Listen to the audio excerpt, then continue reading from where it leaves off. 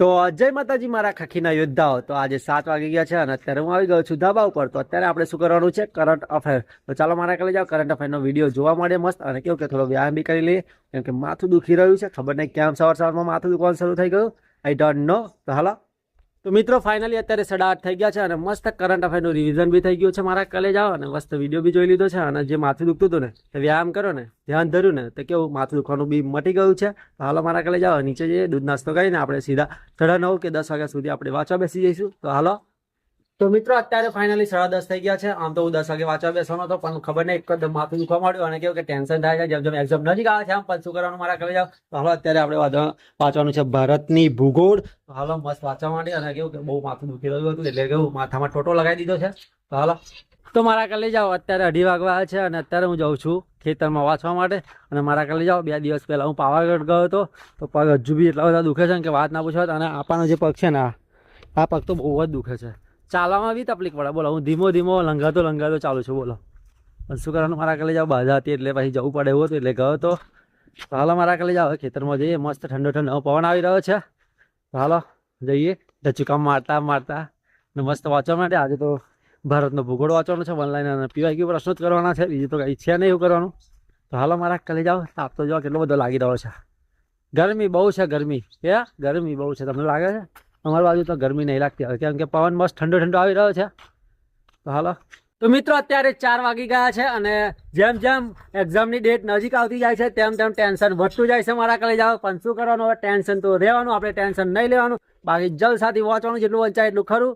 અને મેં તો વિચારી લીધું છે, જેટલું બી રિવિઝન થાય એટલું કરવાનું. બહુ વધારે પડતો લોડ નહીં લેવાનો, કેમ કે જેટલો વધારે પડતો લોડ લઈશું એટલી તકલીફ આપણને પડશે. આપણે એટલા ડિપ્રેશનમાં જઈશું અને પછી ડિપ્રેશનમાં જઈશું તો વાંચેલું યાદ નહીં રહે મારા કલે જાઓ. એટલે મેં વિચાર્યું છે જેટલું બી વંચાય એટલું વાંચવાનું, બહુ ટેન્શન નહીં લેવાનું. જો હોગા વો દેખા જાયગા, પછી ભગવાન ઉપર બધું છોડી દેવાનું મારા કલે જાઓ. આપણે જેટલી થાય એટલી મહેનત કરી છે અત્યારે. હવે અત્યારે થોડાક દિવસમાં આપણે વધારે પડતો લોડ લઈને ખોટું વધારે પ્રેશરમાં આવીએ, વધારે ટેન્શનમાં આવીએ, એટલે શું થાય ખબર મારા કલે જાઓ, જે વાંચેલો હોય ને એ દિમાગમાં હોય ને એ જતું રહે, બાઉન્સર થઈ જાય.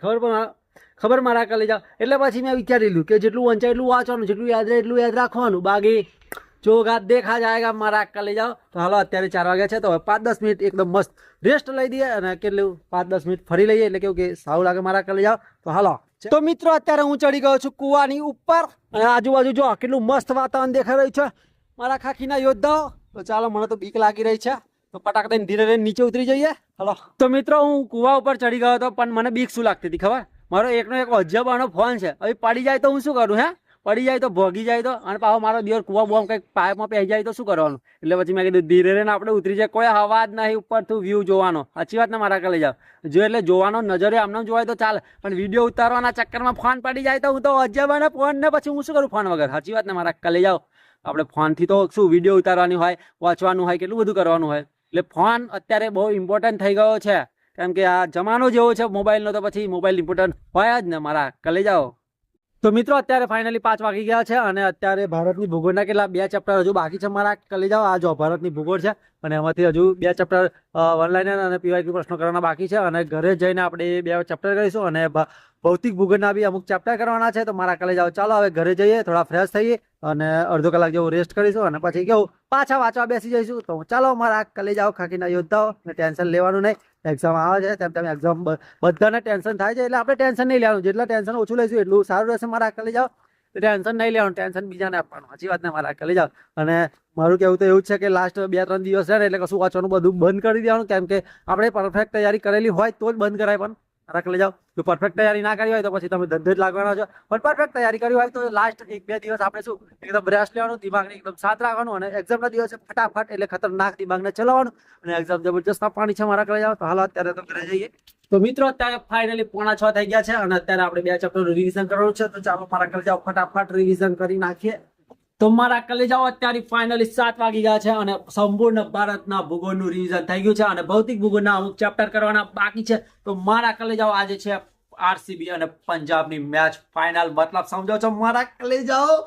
તો હાલો અત્યારે તો નહીં ધોઈને મસ્ત જમી લઈએ અને થોડી વાર મેચ જોઈ લઈએ અને 9 વાગે પછી વાંચવા બેસી જઈશું મારા ખાખીના યોદ્ધાઓ. તો ચાલો. તો મિત્રો અત્યારે 9:30 થઈ ગયા છે અને અત્યારે આરસીબી ની મેચ ચાલુ રહી હતી, એટલે આરસીબી ની મેચ જોતો હતો. આમ તો 9 વાગે વાંચવાનું હતું, પણ અત્યારે 9:30 વાગે હું વાંચવા બેઠો છું. ચાલો મારા કલે જાઓ, આપણે અત્યારે બ્રહ્માંડ ચેપ્ટર કરવાનું છે. તો હાલો કરી નાખીએ. Big thank you for being here. बहुत बहुत धन्यवाद।